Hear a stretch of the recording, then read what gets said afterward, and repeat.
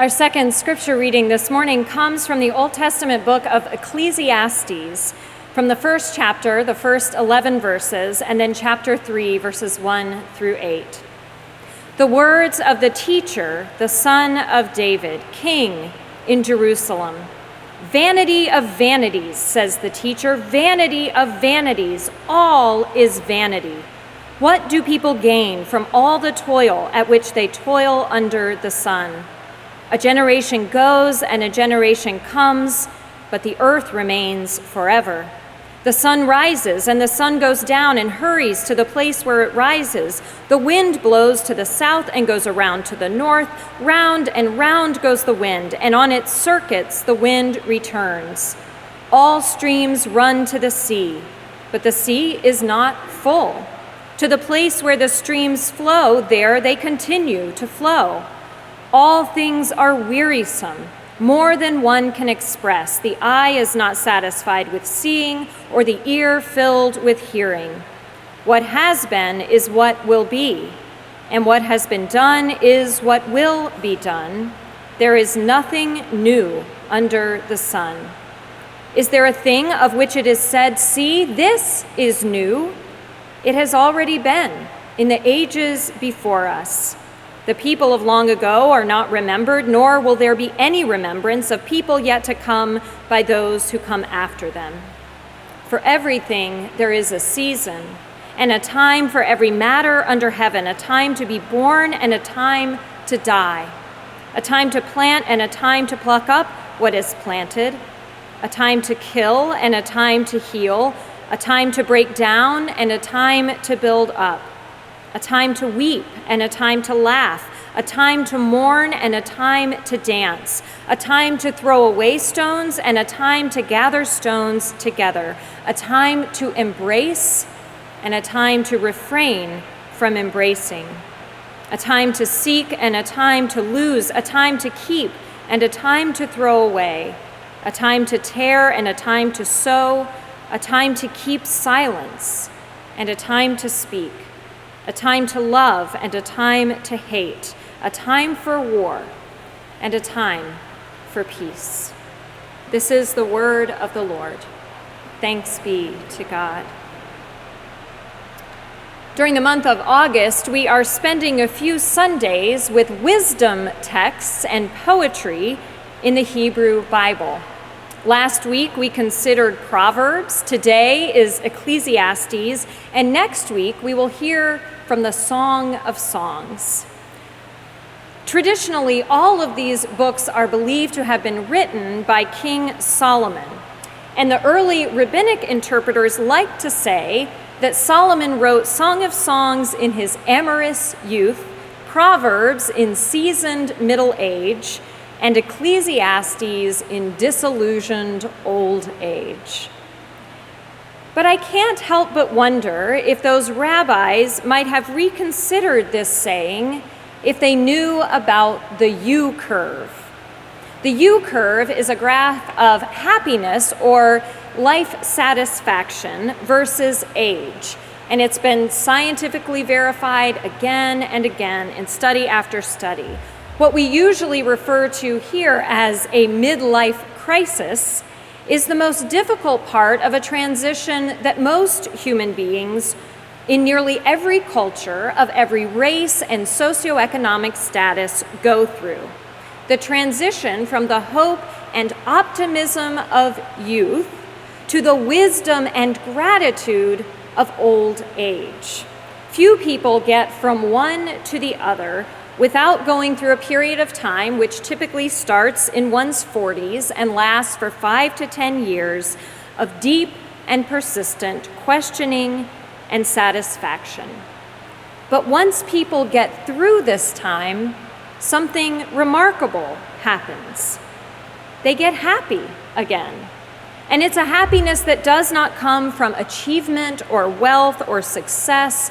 Rather, it's a deeper happiness, a contentment grounded in gratitude.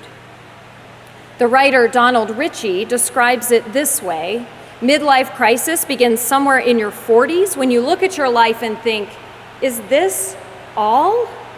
And it ends about 10 years later, when you look at your life again and think, actually, this is pretty good. Ecclesiastes, whether it was written by King Solomon or not, sounds like it was written by someone in the trough of the U-curve. The book opens with the infamous verse, "Vanity of vanities, all is vanity." And it goes downhill from there. All things are wearisome. What has been is what will be. What has been done is what will be done. There is nothing new under the sun. The word vanity used here and throughout this book is a translation of a Hebrew word which literally means a breath of air or a puff of wind.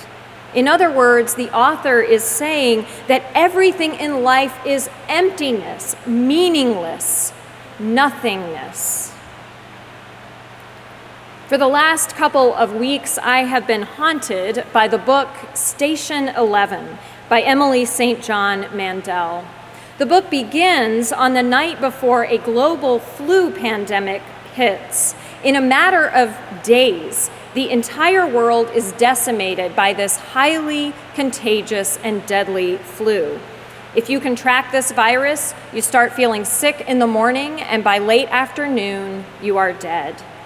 Of course, this changes everything.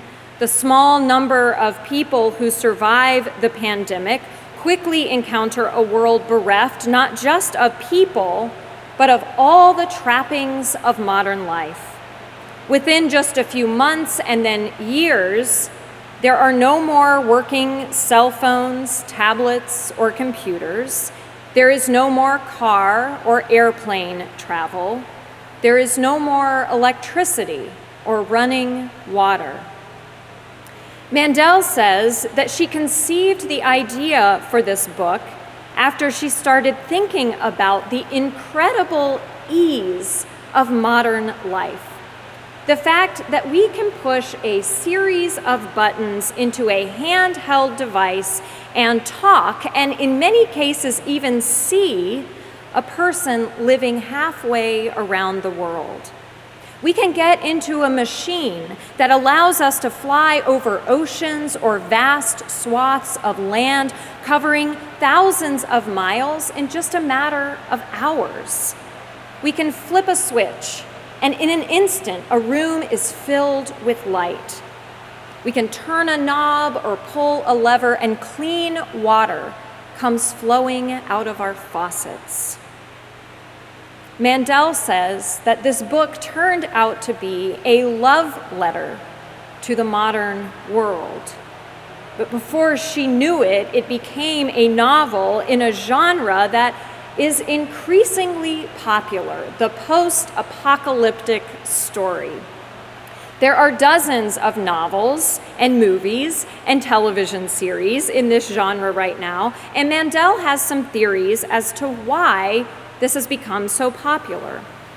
One of these theories is that having the world as we know it destroyed and having to start our lives over in a whole new way offers us an opportunity for redemption. A new beginning is a chance to reinvent ourselves.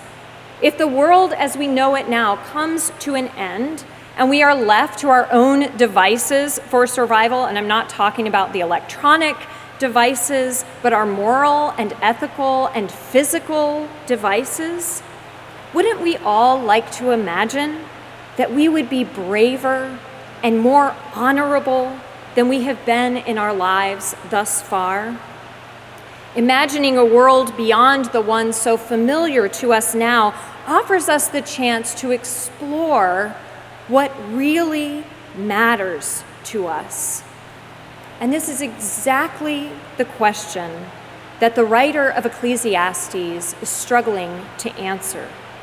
Does any of this really mean anything? He asks again and again. This struggle leads the author, not unlike Mandel and all of those who are writing these modern post-apocalyptic stories, to consider how the reality of our death informs our daily lives.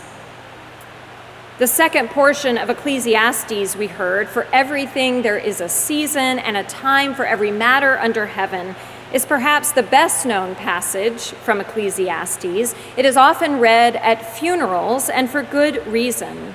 When we are grieving the loss of someone we love, it helps us to remember that death is simply the natural order of things. The only thing in life of which we can be absolutely certain is that one day we will die. For the writer of Ecclesiastes, we don't have to imagine a world decimated by a pandemic or an asteroid or some other natural disaster to ponder our death. We simply have to be honest with ourselves about the natural progression of life. To be born is to someday die. Death is not something we need to fear or avoid. In fact, if we live with an awareness of death, a knowledge that everything in life, both the good and the bad, is passing, it changes our perspective. If we let go of all our striving, all our worries and anxieties about work and success and achievement, all those tasks on our to-do lists, if we let them go for at least a moment and let the reality of death inform our lives, what would be left that really, truly matters? Anna Kamienska's poem, "A Prayer That Will Be Answered," offers an answer to that question. "Lord, let me suffer much and then die. Let me walk through silence and leave nothing behind, not even fear. Make the world continue. Let the ocean kiss the sand just as before. Let the grass stay green so that the frogs can hide in it, so that someone can bury his face in it and sob out his love. Make the day rise brightly as if there were no more pain, and let my poem stand clear as a window pane, bumped by a bumblebee's head." Without a keen awareness of the reality of death, life indeed can lose all sense of meaning and purpose. Telling time in the wisdom of Ecclesiastes means allowing our lives to be shaped by our mortality, by the fact that death can come for any of us at any moment. What makes for a good and happy life, according to Ecclesiastes, is the wisdom to humble ourselves before God, to recognize that if death is inevitable and life is indeed little more than a puff of wind, then we will only find true contentment if we figure out what really matters and take all the rest of it a little less seriously. On the surface, we might think that Ecclesiastes is instructing us in that old adage, carpe diem, or seize the day. But the author's instructions go beyond this. His real advice to each of us is to receive the gifts God has given each one of us, meaningful work that can make the world a better place. And this may or may not be work that we are paid to do. Relationships with others that teach us the true meaning of joy and the pleasures of living in a human body. Go, the author writes in chapter 9, eat with pleasure your bread and drink with a happy heart your wine, for already God has approved your doings. Enjoy life with the woman you love all the days of your fleeting life which God has given you under the sun, all your fleeting days, for that is your portion in life. The Hebrew word give occurs 28 times in this book, and most often God is the giver, giving us simple but profound things in life that bring us true joy. But the author reminds us that it is only when we grasp the reality of death that we can receive and enjoy these gifts. Only by truly facing our mortality can we truly rejoice in life.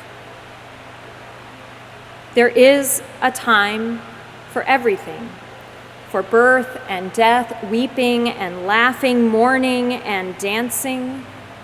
But it is always time to remember our death, to embrace our mortality, to recognize our place in God's world. This kind of time-telling is exactly what allowed Jesus to have clarity about what was important in his life from the beginning of his ministry until his death on the cross. The things he valued were his relationships with other people, doing the challenging work that God had called him to do, and enjoying the pleasures of eating and drinking and walking this earth as a human being. When we gain clarity about what is important in life, when we sit with the reality of death, we are set free, if only for a moment at a time, free from our anxieties and restlessness, set free to enjoy with deep and abiding gratitude the incredible gifts of God, the wonder and beauty and pleasures of the world around us, the opportunity to use our talents to make the world a better place, the relationships which teach us the meaning and wonder of love, gifts of life that overcome even the specter of death. Amen.